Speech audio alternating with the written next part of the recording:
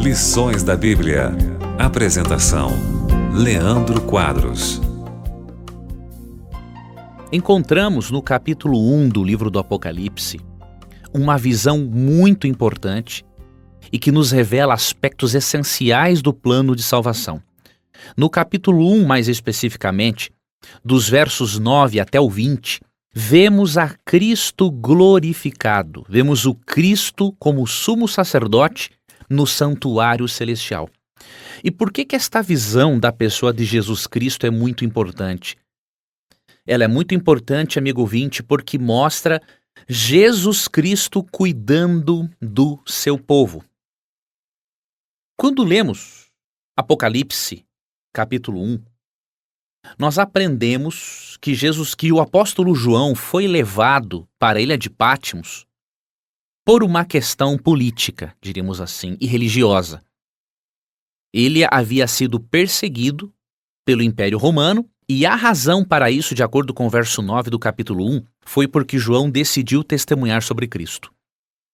E João, em meio às privações na ilha de Patmos, o apóstolo João teve uma visão do Cristo crucificado, na verdade do Cristo que havia sido crucificado e estava ressuscitado. A visão agora dizia respeito ao Cristo sumo sacerdote no santuário celestial, ao Cristo sacerdote. Ele viu Cristo andando entre candelabros, que eram luminárias que iluminavam o lugar santo do santuário terrestre nos dias do Antigo Testamento, e de acordo com Apocalipse capítulo 1, verso 20, este candelabro, essa luminária, representava as 7 igrejas. Os 7 candelabros representavam as 7 igrejas. Então, em meio às dificuldades que João e os cristãos primitivos enfrentavam, ele tem uma visão do Cristo sacerdote no santuário celestial, andando por entre o seu povo, cuidando do seu povo.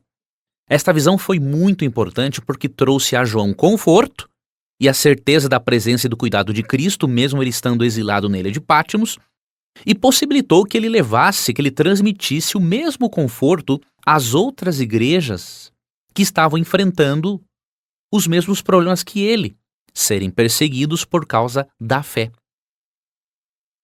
Por meio desta visão de Cristo glorificado e de Cristo no lugar santo do santuário celestial, de Cristo no santuário celestial, o apóstolo João e os cristãos que também passavam pela perseguição por causa do Império Romano, eles puderam ter a certeza, amigo ouvinte, do cumprimento da promessa de Cristo em Mateus 28:20.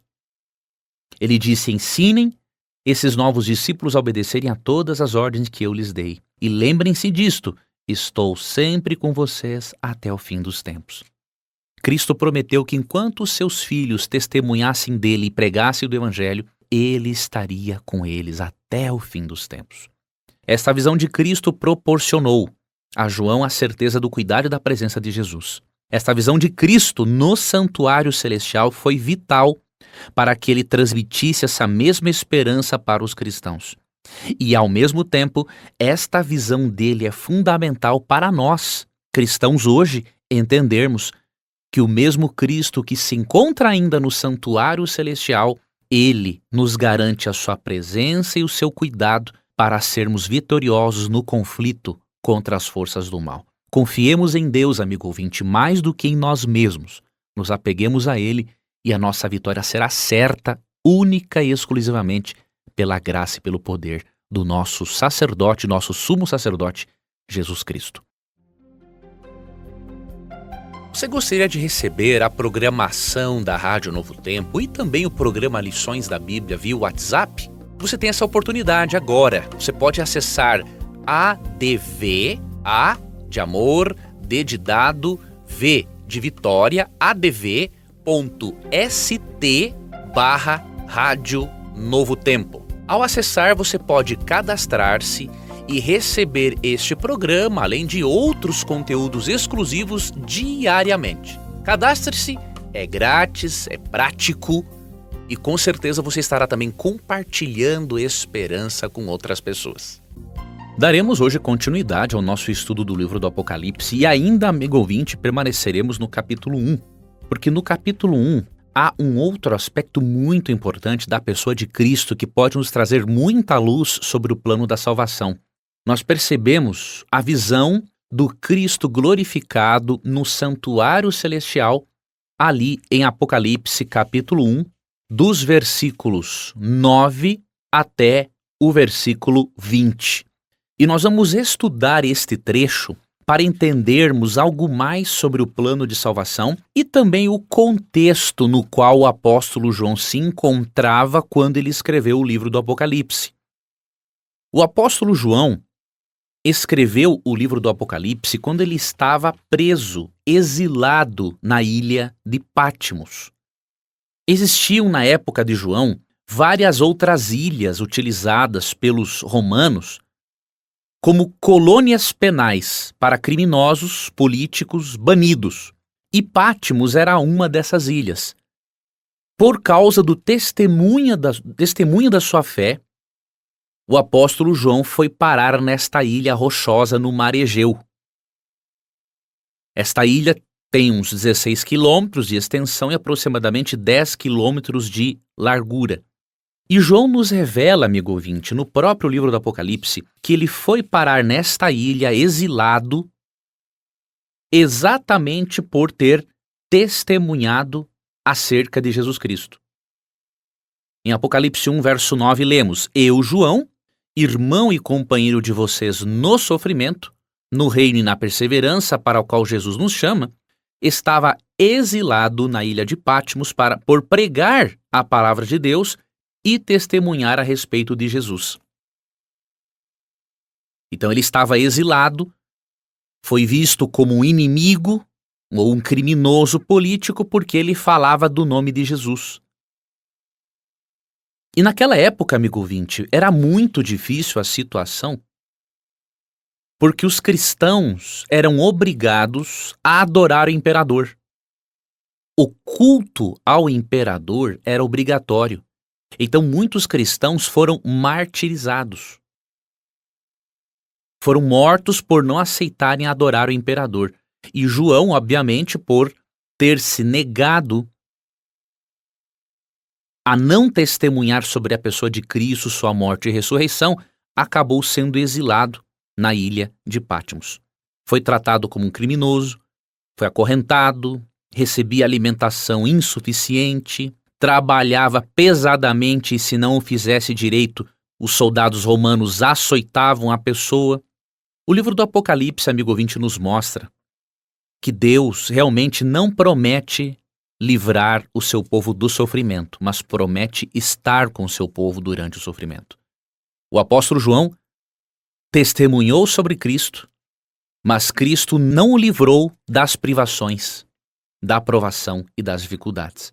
Agora, o que Cristo fez foi estar com ele. E em João 16:33, algo que o próprio apóstolo João escreveu e que ele experimentou, você e eu aprendemos com ele como devemos lidar com as dificuldades, com as privações da nossa vida. Lemos: Eu lhes falei tudo isso para que tenham paz em mim. Aqui no mundo vocês terão aflições, mas animem-se, pois eu venci o mundo. O cristão não está livre das privações e dos problemas e dos resultados do conflito entre o bem e o mal. Mas o cristão conta com a paz de Cristo. Paz que ninguém pode dar a não ser Cristo. E o cristão conta, acima de tudo, com a presença e com a vitória de Cristo. Outras pessoas, outros personagens bíblicos ao longo da história sofreram por quererem seguir a Deus. Vemos, por exemplo, o profeta Daniel e seus 3 amigos, Sadraque, Mesaque e Abednego, em Daniel 3. Estevão, que de acordo com Atos 7:54-60 foi apedrejado. Entretanto, amigo ouvinte, Deus estava com seus filhos. E Deus é tão poderoso que Ele pode tirar bênçãos das tragédias. Quanto mais mártires morriam em favor ou por causa do Evangelho, o sangue dos mártires era como semente, fazia com que muito mais pessoas aceitassem a Jesus Cristo como Salvador. Se João, amigo ouvinte, contou com a presença de Jesus na ilha de Patmos, você e eu podemos contar com a presença de Jesus para nos sustentar e nos apoiar em nossas dificuldades. João recebeu a visão do livro do Apocalipse num momento muito especial. Ele estava exilado na ilha de Patmos, sem esperança, e precisava encontrar ainda mais descanso em Deus. Ele tinha descanso em Cristo. Ele conhecia o seu Salvador, porém ele estava passando por uma dificuldade. E ele precisava encontrar ainda mais descanso em Deus e transmitir esse descanso, essa certeza da presença de Deus para as 7 igrejas da Ásia, província romana, lugar onde todos eles enfrentavam perseguição. E Deus decidiu dar ao apóstolo João a visão do livro do Apocalipse num dia especial, no dia do Senhor. Vamos ler Apocalipse 1, verso 10, que diz o seguinte: Era o dia do Senhor e me vi tomado pelo Espírito.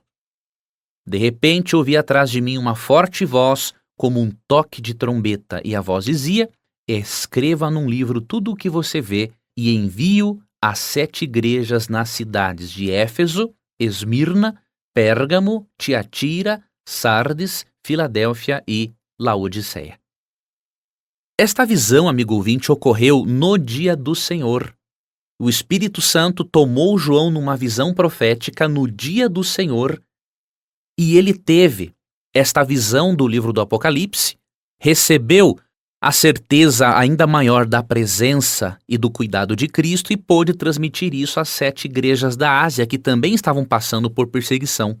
E qual é o dia do Senhor nesse texto? Muitos cristãos sinceros pensam que João recebeu a sua visão no domingo. Porém, isso é totalmente estranho para as Escrituras. Mesmo que piedosos pais da igreja tenham, alguns deles, interpretado a expressão dia do Senhor no grego bíblico como uma referência ao domingo, nós não podemos interpretar Apocalipse 1:10 à luz daquilo que os pais da igreja pensavam. Nós temos que recorrer aos autores bíblicos. Os pais da igreja eram pessoas devotas, buscavam a Deus, eram fiéis, sinceras, mas eles não eram inspirados. Temos que recorrer ao texto bíblico. E quando lemos Êxodo 31:13, Isaías 58:13, Mateus 12:8, vemos claramente que o dia do Senhor na Bíblia é o sábado e não é o domingo. Isso é indiscutível no texto bíblico. Se alguém me mostrar na Bíblia, repito, na Bíblia, que o dia do Senhor é o domingo, eu paro de observar o sábado e vou observar o domingo. Portanto, por mais sinceros que os pais da igreja tenham sido, eles não são a nossa regra de fé e prática. Devemos considerar um outro aspecto. Boa parte da linguagem do Apocalipse, na verdade, boa parte dos símbolos do Apocalipse, o apóstolo João tirou do Antigo Testamento. Especialmente do livro de Ezequiel, do livro de Daniel. É óbvio que nós precisamos ter como pano de fundo tais livros para entendermos a simbologia e para entendermos certas expressões no livro do Apocalipse. Quando você vai para o livro de Ezequiel, um dos livros do Antigo Testamento de onde João tirou sua linguagem simbólica, vemos que em Ezequiel capítulo 20, versos 12 e 20, o sábado é apresentado como o dia de guarda e como o dia do Senhor. Então, para que o livro do Apocalipse, para que esse texto tivesse coerência para os judeus cristãos primitivos, é óbvio que se João extrai parte desta linguagem de Ezequiel e a Bíblia deles era composta por Ezequiel e Ezequiel falava do sábado, é óbvio que o dia do Senhor é o sábado, não é o domingo. Portanto, João, ele recebe a visão do livro do Apocalipse no dia de sábado. João precisava encontrar ainda mais descanso em Cristo, estando exilado na ilha de Patmos. E Deus escolheu o dia de descanso para revelar o livro do Apocalipse, para mostrar que esse dia continuava sendo especial e que João poderia encontrar descanso na pessoa de Jesus Cristo. Portanto, amigo ouvinte, à luz desse texto, considerando a Bíblia como regra de fé e não os sinceros pais da igreja que não eram inspirados, não tem como ser um observador do domingo e manter-se fiel ao texto bíblico. É óbvio, eu não estou questionando o seu amor por Jesus, até porque eu sei que há muitos irmãos que observam o domingo ou não observam dia nenhum, que amam muito mais a Jesus do que aqueles que observam o sábado, do que muitos daqueles que observam o sábado. Então, observar um dia ou outro não diz muito se o seu coração não pertence a Jesus. Agora, se o seu coração pertence a Jesus e você tem um conhecimento da sua palavra, você precisa aceitar o verdadeiro dia do Senhor, que simboliza a autoridade de Deus, e não um dia estabelecido pelo ser humano, que simboliza a autoridade do ser humano sobre a lei de Deus. Hoje vamos nos deter, amigo ouvinte, na visão que João teve da pessoa de Jesus quando ele estava exilado na ilha de Patmos. Ele recebeu uma visão do Cristo glorificado no santuário celestial e depois registrou, além da visão de Jesus Cristo, todos os ensinamentos de Cristo no livro do Apocalipse. Esses ensinamentos foram registrados para as 7 igrejas da província romana da Ásia e para os cristãos de todas as épocas. Vamos analisar alguns detalhes desta visão. Vou ler para você Apocalipse capítulo 1, versos 12 ao 18, na nova versão transformadora. Diz o seguinte: Quando me voltei para ver quem falava comigo, vi 7 candelabros de ouro, umas espécies de luminárias, não é? E em pé entre eles havia alguém semelhante ao Filho do Homem.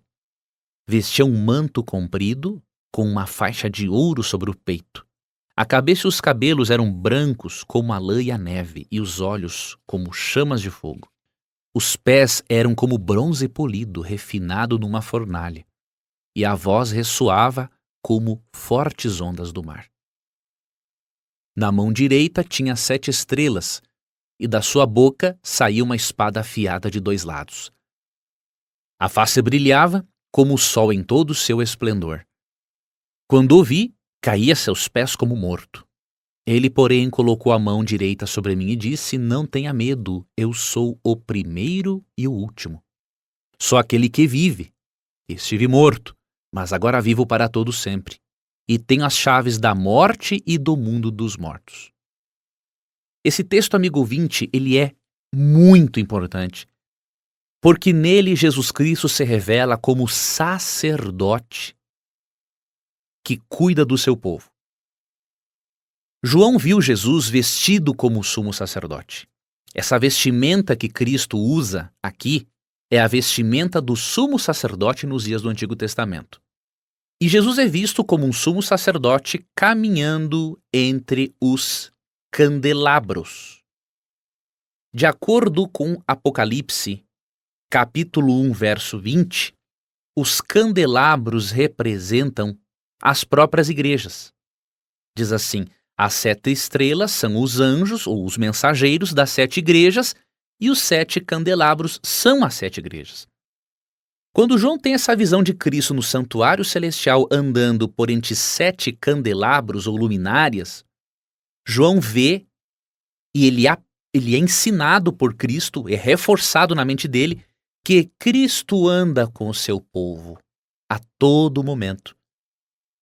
Essa imagem de Cristo andando entre o seu povo, entre as suas igrejas, mesmo elas passando por dificuldades, traz à nossa mente a presença de Deus, do Deus de Israel andando por entre o seu povo. Em Levítico 26, verso 12, encontramos esta promessa de que Deus andaria por entre o seu povo. Diz o texto: andarei em seu meio, serei o seu Deus e vocês serão o meu povo. Cristo está dizendo da mesma forma que o Deus do Antigo Testamento, ele está dizendo o seguinte: eu estou no meio de vocês, meu povo, sou o Deus de vocês e vocês são o meu povo. Nesta visão do Cristo glorificado como sacerdote, vemos claramente a divindade de Cristo. E aprendemos que Cristo está continuamente com o seu povo até levá-lo, em definitivo, ao lar eterno. Ou seja, Cristo se encontra no santuário celestial, de acordo com esta visão, como nosso intercessor, como nosso ajudador. A presença de Cristo no santuário celestial é a certeza da presença do Espírito Santo como nosso parceiro, como nosso companheiro nesta terra, enquanto vivemos e aguardamos o desfecho final do conflito cósmico. E uma outra mensagem que aprendemos aqui nesta visão é que Cristo, amigo ouvinte, o nosso sacerdote, e hoje também sumo sacerdote, ele tem o domínio sobre a morte. A morte não é o fim de tudo para aqueles que creem em Deus e para aqueles que aceitam a Cristo como Salvador. Em Apocalipse 1,18 ele diz: eu sou aquele que vive, estive morto, mas agora vivo para todo sempre e tenho as chaves da morte e do mundo dos mortos. De acordo com outras traduções, da sepultura ou do Hades, né? Que equivale aqui nesse contexto à sepultura. Ou seja, já que a morte não pôde prender a Jesus, a morte não pode prender aqueles que creem em Jesus e o aceitam como Salvador. E por isso ele pode garantir a vida eterna e ressuscitá-los no último dia, como ele mesmo promete em João capítulo 6, versículo 40. Obrigado por ter acompanhado Lições da Bíblia de hoje. Daremos sequência ao nosso estudo amanhã e vamos aprender algo importantíssimo também. Por que as mensagens de Cristo às 7 igrejas da Ásia não se aplicam só às igrejas daqueles dias, mas se aplicam também ao povo de Deus hoje? Você saberá sobre isso amanhã. Fique com Deus e até lá. Você gostaria de receber a programação da Rádio Novo Tempo e também o programa Lições da Bíblia via WhatsApp? Você tem essa oportunidade agora. Você pode acessar ADV, A de amor, D de dado, V de Vitória, adv.st/Rádio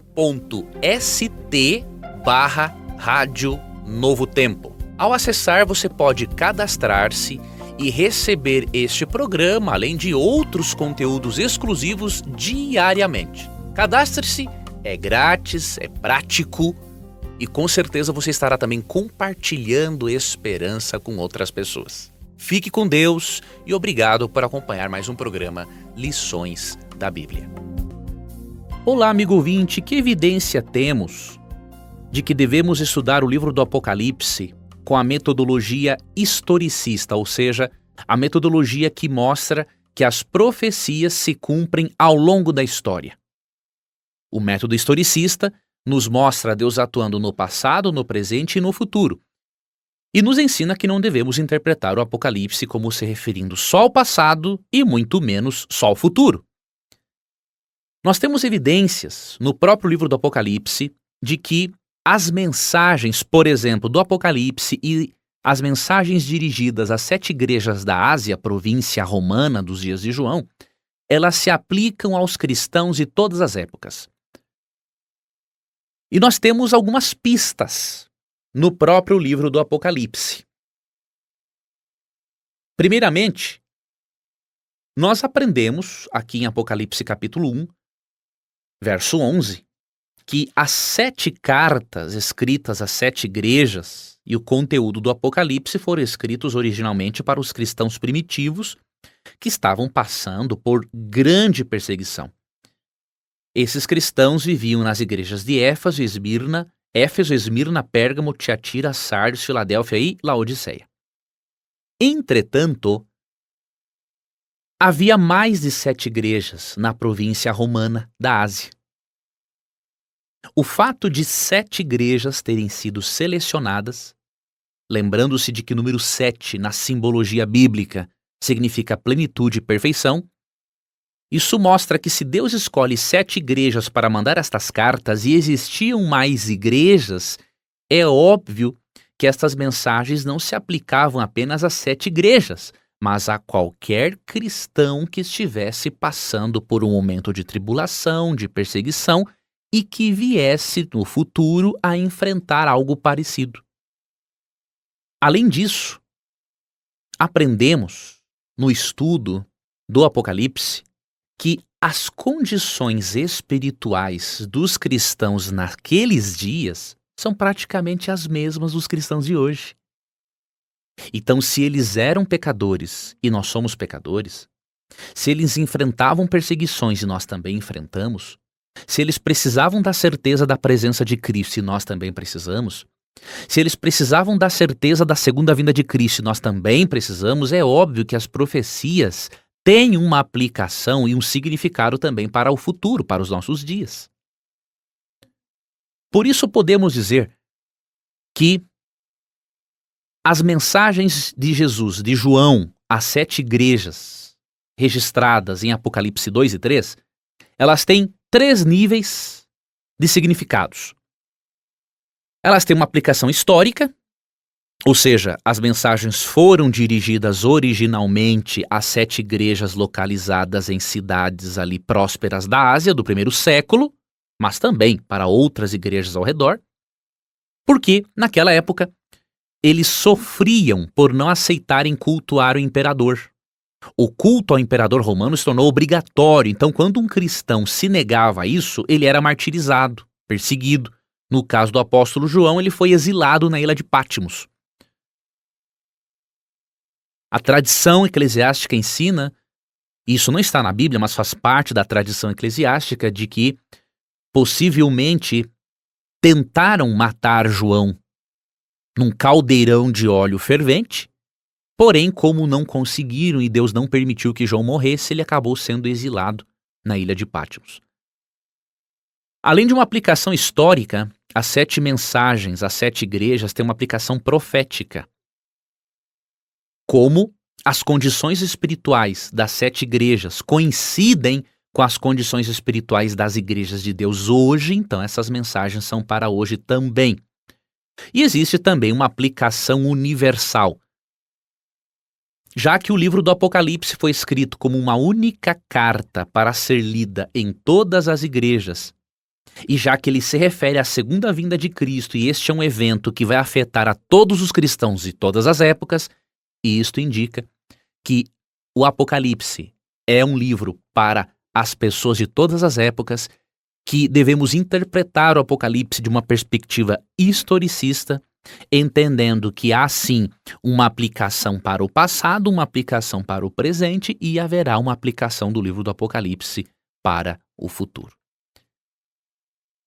Amanhã daremos sequência a este estudo e vamos começar a estudar sobre a primeira mensagem de Cristo a uma das 7 igrejas, a igreja de Éfeso.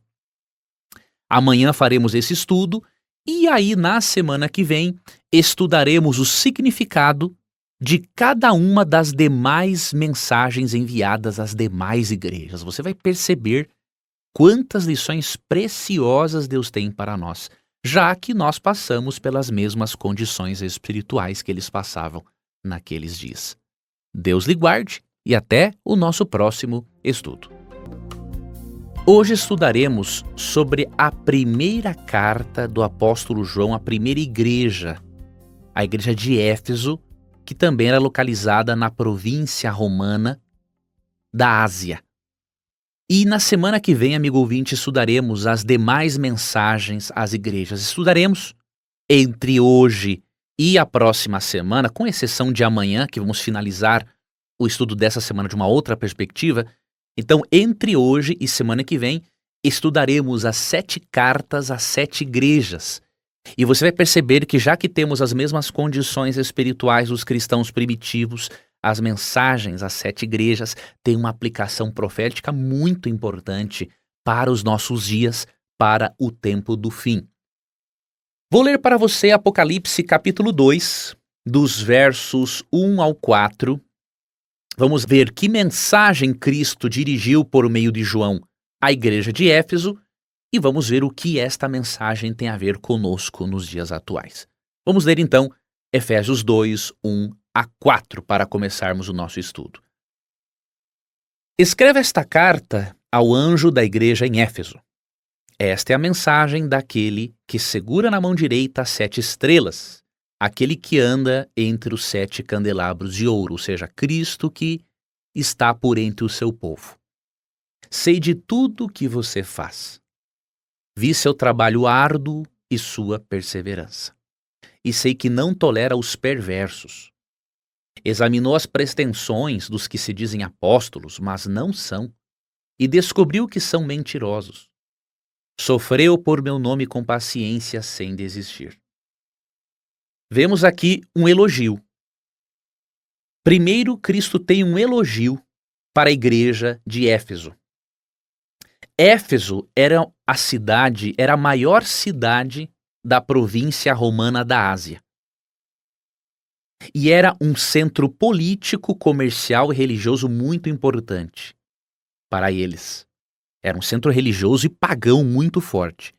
Essa cidade ficava localizada a uns 100 quilômetros da ilha de Patmos, onde João estava. E nesta carta, João, primeiramente, faz um elogio para esta igreja. Ele elogia a igreja de Éfeso por sua perseverança em seguir a Cristo e por não tolerar falsos profetas, falsos apóstolos que queriam mentir em nome de Deus. Ou seja, nos seus primórdios, a igreja de Éfeso foi conhecida por sua fidelidade e amor. O apóstolo Paulo, em Efésios, capítulo 1, verso 15, já havia elogiado esse aspecto da igreja de Éfeso. Ele disse o seguinte: desde que eu soube de sua fé no Senhor Jesus e de seu amor pelo povo santo em toda parte. Entretanto, o amor por Cristo e pelos irmãos começou a esfriar, e aí vem a repreensão a esta igreja. Contudo, tenho contra você uma queixa. Você abandonou o amor que tinha no princípio. Ou seja, Cristo não gostou de eles terem abandonado aquele primeiro amor por Cristo e pelas pessoas. E isso acontece com muitas igrejas hoje, por isso a mensagem à igreja de Éfeso é muito importante para hoje. E qual é o conselho que Cristo dá para as igrejas que perdem o primeiro amor por Cristo e pelas pessoas por quem Cristo morreu na cruz? Verso 5 do capítulo 2. Veja até onde você caiu. Arrependa-se e volte a praticar as obras que no início praticava. Do contrário, virei até você e tirarei seu candelabro de seu lugar entre as igrejas. Cristo pede para que nos lembremos de onde caímos, pede para que nos arrependamos e voltemos à prática das primeiras obras. É o nosso primeiro amor por Cristo e pelas pessoas. Porém, há um outro elogio para esta igreja. No verso 6 é dito: mas há isto a seu favor, você odeia as obras dos nicolaítas, como também eu odeio. Não temos, amigo ouvinte, uma informação precisa de quem foram os nicolaítas. A identidade deste grupo é, de certo modo, desconhecida. Porém, alguns escritores cristãos primitivos, como Irineu, Hipólito, diziam que os nicolaítas eram hereges, seguidores de Nicolau, de Antioquia. E de acordo com esses escritos antigos, os nicolaítas ensinavam, entre outras coisas, a idolatria. A doutrina dos nicolaítas tinha a ver com prostituição, possivelmente cultos com a participação de prostitutos e prostitutas cultuais. Possivelmente os nicolaítas ensinavam que não importa o que se faz com o corpo, a pessoa atingirá bons efeitos em sua espiritualidade. Então é um grupo herético que ensinava uma falsa adoração, um falso culto, por meio de rituais pagãos, e que, obviamente, possivelmente de acordo com William Barclay, esse grupo ensinava que os cristãos estavam livres de toda a lei e podiam viver do jeito que bem quisessem. Cristo elogia a igreja de Éfeso, apesar das suas falhas, por ter este ponto, diríamos assim, ao seu favor. Perceba que Cristo, ao mesmo tempo em que convida a sua igreja a um arrependimento, ele elogia a sua igreja pelas coisas boas que ela faz. E profeticamente, a situação da igreja de Éfeso corresponde à situação geral e à condição espiritual da igreja. De acordo com alguns eruditos, este período se refere à fase profética que vai do ano 31 até aproximadamente o ano 100 depois de Cristo, quando a igreja apostólica era caracterizada por seu amor e fidelidade ao evangelho. Amigo ouvinte, amanhã vamos finalizar o nosso estudo lendo a promessa de Deus para a igreja de Éfeso e como esta promessa se aplica a você e a mim hoje. E aí, a partir do sábado e durante a próxima semana, estudaremos as demais mensagens dirigidas às demais igrejas. Que Deus guie os seus passos e até amanhã em mais um programa Lições da Bíblia. Você gostaria de receber a programação da Rádio Novo Tempo e também o programa Lições da Bíblia via WhatsApp? Você tem essa oportunidade agora. Você pode acessar ADV, A de amor, D de dado, V de Vitória, adv.st/Rádio Novo Tempo. Ao acessar, você pode cadastrar-se e receber este programa, além de outros conteúdos exclusivos diariamente. Cadastre-se, é grátis, é prático e com certeza você estará também compartilhando esperança com outras pessoas. Fique com Deus e obrigado por acompanhar mais um programa Lições da Bíblia. Cristo fez uma grande promessa à igreja de Éfeso. E esta promessa Cristo faz a todos os seus filhos com o objetivo de motivá-los a serem vencedores. Um tema recorrente no livro do Apocalipse é a vitória. Constantemente o Apocalipse promete a vida eterna para aqueles que vencerem no conflito entre o bem e o mal. E em Apocalipse 2, verso 7, encontramos esta promessa que motivou os cristãos dos dias da igreja de Éfeso e que motiva os cristãos da atualidade a perseverarem em seguirem a Cristo. E Apocalipse 2,7 diz o seguinte: quem tem ouvidos para ouvir, ouça o que o Espírito diz às igrejas. Aqui é o Espírito Santo. Ao vitorioso, darei o fruto da árvore da vida que está no paraíso de Deus. De acordo com o Apocalipse, amigo ouvinte, o fruto da árvore da vida será dado a todos os salvos, como lemos em Apocalipse 22, verso 2. Isso demonstra que a mensagem e também a promessa dada à igreja de Éfeso nos dias do apóstolo João se aplica a nós hoje. Deus está nos dizendo, Cristo está nos dizendo por meio do Espírito Santo, que se nós formos perseverantes, se nós nos lembrarmos de onde caímos como igreja e voltarmos a ter aquele primeiro amor por Cristo e pelas pessoas por quem Ele morreu, e se nós não dermos atenção aos falsos profetas, às falsas doutrinas, e vencermos com Cristo, Ele nos dará do fruto da árvore da vida que está no paraíso de Deus. Apocalipse 22, verso 2 menciona que Deus vai restabelecer o acesso da humanidade à árvore da vida. Apocalipse, na verdade, Gênesis 3, 22 a 24 nos mostra que um dia Deus teve que privar a humanidade do acesso à árvore da vida, porque a humanidade pecou e se tornou mortal. Só que Deus promete devolver a árvore da vida para perpetuar a nossa existência se nós formos vitoriosos. Ser um vencedor, amigo ouvinte, em Apocalipse 2,7 é manter-se numa contínua vitória, num estado de contínua vitória. Nós tivemos vitórias no passado, temos vitórias no presente e teremos vitórias no futuro. Isso significa que, para sermos salvos, precisamos permanecermos em Cristo e irmos adquirindo novas vitórias. Nós teremos derrotas porque somos pecadores e temos uma natureza corrupta, mas nós temos recursos para lidarmos com isso. E o principal deles, temos o ministério sumo sacerdotal de Cristo. Em 1 João 2,1 é dito que, filhinhos, essas coisas vos escrevo para que não pequeis. Se todavia alguém pecar, temos advogado junto ao Pai, Jesus Cristo, o justo. Se você e o amigo ouvinte não desistirmos de Cristo, Ele garantirá a nossa vitória final. E garantirá o nosso acesso à árvore da vida, que se encontra no paraíso de Deus.